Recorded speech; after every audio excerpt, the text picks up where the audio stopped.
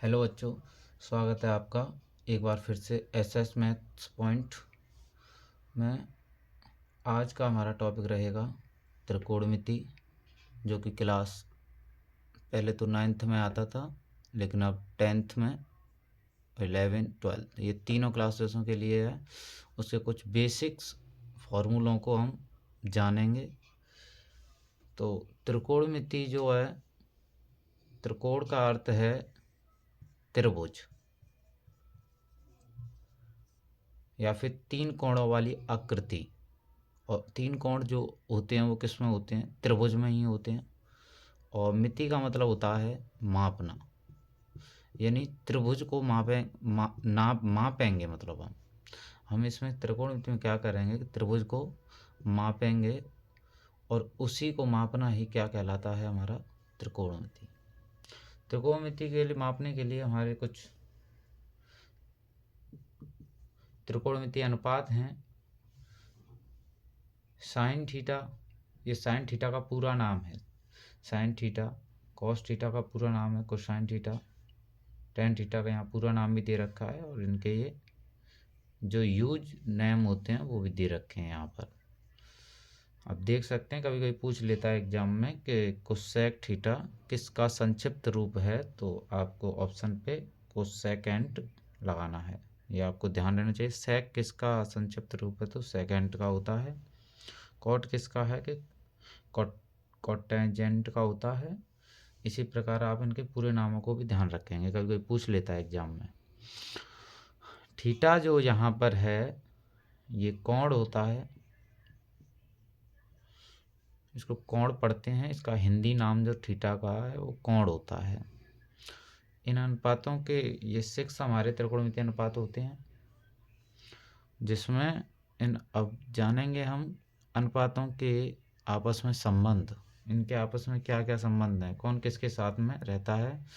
तो sine theta व्युत्क्रमानुपाती यानी उल्टा होता है कोसेक के, यानी 1/कोसेक। और कोसेक होता है 1/साइन के, यानी ये आपस में एक्सचेंज हो जाते हैं, तो कोसेक थीटा हो जाता है 1/साइन के। ऐसे ही कॉस हो जाता है 1/सेक के, सेक हो जाता है 1/कॉस के, टेन हो जाता है 1/कॉट के, कॉट 1/10 के, और टेन के एक अलग भी होता है फॉर्मूला साइन थीटा बटे कॉस थीटा, यानी इन दोनों का रेशियो 10 होता है। तो कॉट का हो जाएगा कॉस/साइन। आप इनका एक बार स्क्रीनशॉट ले लेंगे, देख लेंगे एक बार, अच्छे से नोट कर लेंगे अपनी कॉपी में। उसके बाद त्रिकोणमिति में अब हम इसके मान वाली टेबल को सीखेंगे कि उसको कैसे याद रखना है, कैसे उसको बनाया जाता है। तो चलिए देखते हैं त्रिकोणमिति।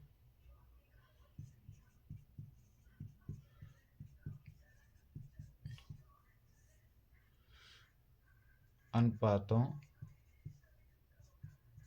के मान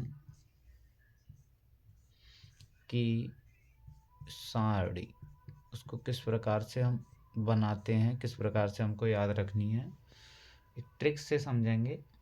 हमें किस किस क्या होता है, साइन का होता है, कॉस का होता है, साइन का होता है, कॉस का होता है, टेन का होता है, कॉट का, सेक और कोसेक। यहाँ होता है 0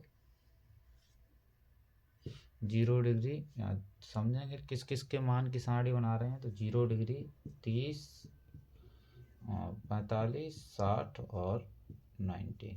इससे ऊपर भी हम ज्ञात कर सकते हैं, लेकिन हमें इनकी सारणी पहले, इनके मान हमको पता होने चाहिए, उसके बाद ही हम और मान निकाल सकते हैं। 0 डिग्री, 30 डिग्री, 45 डिग्री, 60 डिग्री और 90 डिग्री। सबसे पहले हम क्या करेंगे, साइन का निकालेंगे।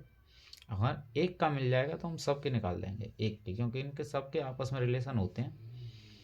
तो ये 0 से स्टार्ट और 90 डिग्री तक है। तो यहाँ से हम, आपको ध्यान रखना है क्या करते हैं, सबसे पहले करते हैं 0 से स्टार्ट करो और काउंटिंग कर दो इसकी। 0 1 2 3 4, जो लास्ट में नंबर आया है उसी को उसी से डिवाइड कर दो,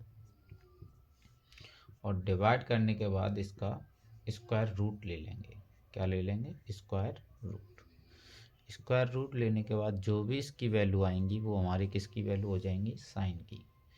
तो 4 का 0 में डिवाइड करेंगे तो ये 0 ही रहेगा, ये हो जाएगा 1/2, क्योंकि 1 का स्क्वायर रूट 1 होता है और 4 का 2। 2 से 4 कैंसिल होकर 2, 1 का तो 1 ही रहेगा और 2 का स्क्वायर रूट √2, और 3 का √3, और 4 का स्क्वायर रूट हमारा 2 हो जाएगा। 4 से 4 कैंसिल होकर इसका 1 का स्क्वायर रूट 1। तो हमारे जो मान रहेंगे साइन 0 के 0,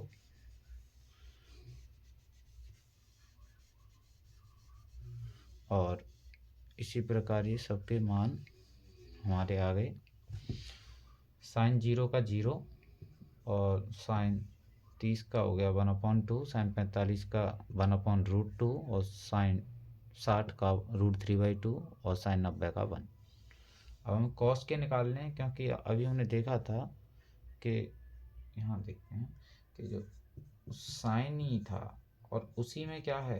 कोसाइन है, तो कुछ कुछ मिलता है। तो साइन ही कोसाइन है एक तरीके से, तो इसको उल्टा कर देंगे। जहाँ 0 है वहाँ इस 90 की वैल्यू को रख देंगे यहाँ 1, और इस 60 की जगह पे 30 की वैल्यू उल्टा लिख देंगे वैल्यूओं को ऐसे करके। और ये 1/√2 बीच में है, बीच में ही रहेगा, 1/2 इधर से और ये 0 उधर से।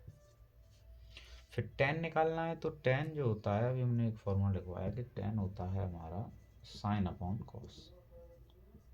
देखो अभी हमने एक ही वैल्यू निकाली है, उसी से निकाल रहे हैं। तो देखो tan होता है sin/cos। तो sin/cos होता है, तो हम cos का भाग लगा रहे हैं साइन में। देखो ये cos नीचे है, तो ये क्या कर रहा है? साइन में भाग लगा रहा है, डिवाइड कर रहा है उसको। तो 1 डिवाइड करेगा 0 को तो क्या आएगा? 0। और ये √3/2 डिवाइड करेगा 1/2 को, तो 2 से 2 कट जाएगा, क्या रहेगा? 1 और √3। ऐसे ही 1/√2 डिवाइड करेगा 1/√2 तो क्या हो जाएगा? 1। और इसी प्रकार 1/2 डिवाइड करेगा √3/2 को, तो 2 से 2 मतलब कट जाएगा, तो ये हो जाएगा √3/1। 1 लिख दो, या एक ही बात है, √3 भी। और 0 का डिवाइड यदि हम 1 में करेंगे तो ये यहाँ हो जाएगा इनफाइनाइट। इसको बोलते हैं अनंत, या फिर अपरिभाषित, जिसको परिभाषित नहीं किया जा सकता। उसके बाद tan cot का अपोजिट होता है, तो इनको अपोजिट में लिख देंगे। ये इनफाइनाइट यहाँ आ जाएगा, और ये √3 यहाँ आ जाएगा। √3/1 या √3 एक ही बात है, और ये 1/√3, और उसके बाद 0। सेक जो होता है, अभी हमने लिखवाया था कि सेक होता है हमारा 1/cos, यानी cos का अपोजिट में होता है। तो 1 का अपॉन में करेंगे 1, तो क्या आ जाएगा? यही। इसका उल्टा करेंगे, यानी 1 लगाएंगे तो ये हो जाएगा 2/√3। इसका उल्टा करेंगे, ये हो जाएगा √2। इसका उल्टा करेंगे, ये हो जाएगा 2। और 0 का उल्टा करेंगे, जैसे 0 है और 0 क्या है? ये 1 एक तरीके से। तो अब इसका उल्टा करेंगे तो ये हो जाएगा 1/0, और ये क्या होता है? इनफाइनाइट होता है। फिर अब सेकेंड और कोसेक एक ही शब्द से बना हुआ है। देखो कोसेक में ही सेक है, तो इसी प्रकार हम इसको उल्टा लिख देंगे, इनफाइनाइट 2 √2, 2/√3, और ये 1। तो इसको आप एक बार जो है प्रयास करेंगे अपने आप से खुद से बनाने का। एक बार हम फिर से बता दे रहा हूँ कि इसका क्या प्रोसेस है बनाने का। इसका सबसे पहले जो हमारा काम है, हम साइन की निकालना है। उसके बाद तो आपके पास मैंने फॉर्मूले लिखवा दिए, उनसे आप खुद बनाने की कोशिश करना। सबसे पहला काम होता है कि 0 से 90 के बीच के हमको निकालने हैं। तो 0 1 2 3 4 आपको काउंट लिखना है। उसके बाद में जो लास्ट नंबर आया उसका डिवाइड करना है। डिवाइड करने के बाद आपको उसका स्क्वायर रूट लेना है। ये बातें आपको ध्यान रखनी है बस। ये जो पहली वैल्यू निकल कर आएंगी वो आ जाएंगी आपकी साइन की। ये हो जाएगा 0, ये हो जाएगा 1/2, 2 से 4 कैंसिल, 1 का तो 1 रहता है, 2 का स्क्वायर रूट √2, 3 का √3 और 4 का 2, और ये हो जाएगा 1 का स्क्वायर रूट 1। ये साइन की वैल्यू निकलने के बाद इसी से कॉस की निकाल लेंगे, टेन की निकाल लेंगे, कॉट की, सेक की, कोसेक की, सब आपस में मिलजुल कर इनको निकाल लेंगे, क्योंकि इनके आपस में संबंध मैंने आपको लिखा दिए। अब बात करते हैं कि त्रिकोणमिति के जो अनुपात हैं वो किस पर काम करते हैं, किस प्रकार के त्रिभुज पर काम करते हैं। तो ये जो काम करेंगे वो काम करेंगे हमारे समकोण त्रिभुज पर। हालांकि किसी किसी में समकोण त्रिभुज बना हुआ नहीं होता है, लेकिन हम उसको इस फॉर्मेट में बना लेते हैं, लंब वगैरह डालकर उस पर टेंजेंट डाल लेते हैं, जिसको लंब बोलते हैं हिंदी में। यहाँ पर बी पर 90 डिग्री है, ये सिंबल 90 डिग्री का होता है, ये जो सिंबल होता है वो 90 डिग्री का होता है। ये बताता है कि ये समकोण त्रिभुज है। यहाँ ये ए बी सी जो क्या है, त्रिभुज ए बी सी क्या है, एक समकोण त्रिभुज है, 90 डिग्री है ये। यहाँ हमने एंगल थीटा मान लिया। तो इसमें कौन कौन सी चीज़, देखो 90 डिग्री के जो जस्ट सामने होता है, 90 डिग्री के सामने जो होता है उस भुजा को बोलते हैं कार्ड, और थीटा के जो पास वाली भुजा होती है उसको बोलते हैं हम आधार, और जो थीटा के जस्ट सामने वाली भुजा होती है उसको बोलते हैं लंब। सबसे पहले इस बात को समझना है हमको कि लंब, कार्ड, आधार कौन कौन से होते हैं। 90 डिग्री के सामने जो होती है उसे बोलते हैं हम कार्ड, जो थीटा के पास में होती है उसको बोलते हैं हम आधार, थीटा के सामने जो होती है उसको बोलते हैं हम लंब। अब हम समझेंगे कि कभी कभी ऐसा भी हो जाता है कि हमने थीटा को ये मान लिया, ये वाला थीटा मान लिया, और ये 90 डिग्री है हमारा, लिख दिया हमने ए बी सी, ये भी ट्रायंगल समकोण त्रिभुज है, तो ये 90 डिग्री के सामने ये तो कार्ड रहेगा, लेकिन थीटा के सामने क्या हो जाएगा, लंब, और ये इसके जो पास में है वो क्या हो जाएगा, आधार। अब आपको गुमराह नहीं होना है, आपको ये समझ जाना है कि थीटा के पास में जो होता है वो आधार होता है। यहीं पर गलतियां होती हैं, और इसी को समझना है कि थीटा के पास में जो होता है वो आधार होता है, चाहे ट्रायंगल कैसा भी हो, किसी भी प्रकार का हो, ये एंगल होते हैं। यहाँ पर कुछ भी हो सकता है, थीटा हो सकता है, अल्फा हो सकता है, बीटा हो सकता है, गामा हो सकता है, कुछ भी हो सकता है कोण। तो ए बी सी कुछ भी नाम हो सकता है कोण का, वो कोण है, नाम किसी प्रकार से दे सकते हैं। अब हम बात करते हैं पाइथागोरस प्रमेय की। पाइथागोरस प्रमेय जो कि समकोण त्रिभुज पर कार्य करती है। पाइथागोरस प्रमेय, पाइथागोरस एक व्यक्ति का नाम था जिन्होंने एक प्रमेय दी कि जो कर्ड का जो स्क्वायर होता है, कर्ड का जो स्क्वायर होता है वो आधार का और लंब का स्क्वायर का योग होता है, आधार के स्क्वायर का और लंब के स्क्वायर का योग होता है। इसको शॉर्ट में के, और इसको ए, और इसको बी, कर्ड, आधार और लंब एल बोलते हैं। कर्ड स्क्वायर बराबर आधार स्क्वायर प्लस लंब का स्क्वायर। तो पाइथागोरस प्रमेय के लिए हमें ये पता चल गया। अब हम समझेंगे कि इसका जो रोल है वो त्रिकोणमितीय अनुपातों में किस प्रकार से है। तो आइए समझते हैं। अभी हमको पता चला कि कर्ड को किससे डिनोट करते हैं, के से, लंब को करेंगे हम एल से, और आधार को करेंगे हम ए से।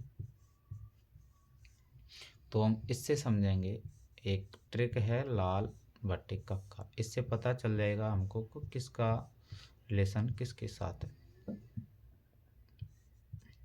ये हो जाएगा साइन को दर्शाएगा, यानी साइन का हमें पता चल जाएगा कि साइन जो थीटा है वो होता है लंब बट्टे कार्ड।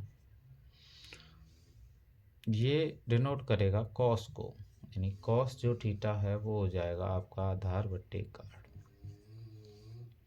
ये डिनोट करेगा टेन को, तो टेन जो है हमारा वो हो जाएगा आपका लंब बट्टे आधार। उसके बाद इसी प्रकार साइन का जो उल्टा होता है वो होता है कोसेक। ये तीर इधर लगाया है, इसका मतलब कर्ड बटे लंब हो जाएगा। कोसेक क्या हो जाएगा? कर्ड बटे लंब। अभी मैं वैसे बताया भी था कि साइन कोसेक का उल्टा होता है, तो कोसेक क्या हो जाएगा? कर्ड बटे लंब। उसके बाद ये कॉस जो उल्टा होता है वो सेक का होता है, तो सेक थीटा हो जाएगा हमारा कर्ड बटे आधार। इसी प्रकार टेन का उल्टा होता है कॉट, तो कॉट हमारा हो जाएगा, कॉट जो थीटा हो जाएगा वो हो जाएगा आधार बटे लंब। ये हमको ध्यान रखने हैं। आप इनको एक बार लिख लेना, इसको अच्छे से आपको याद रहनी चाहिए ये कि किसका रिलेशन किसके साथ किस प्रकार से है, आधार लंब का किस प्रकार से है, कार्ड आधार का किससे है, तो ये आपको याद रखने हैं। ठीक है, धन्यवाद। मिलते हैं हम अपनी अगली वीडियो में, जिसमें त्रिकोणमिति के बारे में और अधिक जानकारी आपको बताएंगे। धन्यवाद।